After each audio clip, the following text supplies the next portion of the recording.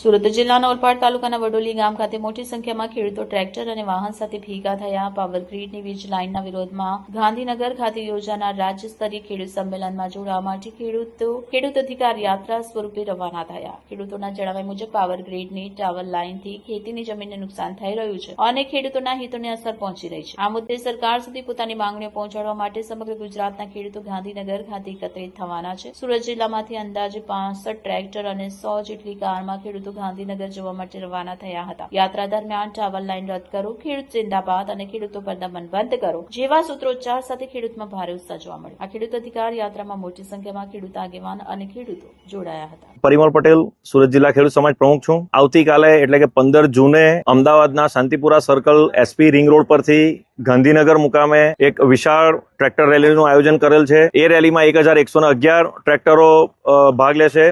અમારો મુદ્દો છે કે આખા ગુજરાતમાં વીજ ટ્રાન્સમિશન લાઇન જે પ્રકારે આકાર લઈ રહી છે અને ખેડૂતોને વળતરના નામે બજાર કિંમતની જગ્યાએ ફક્ત જે જંત્રી આપીને ખેડૂતોને શોષણ કરવાની વાત છે, એનો વિરોધ દર્શાવવા માટે અમારા રેલીનું આયોજન કર્યું છે.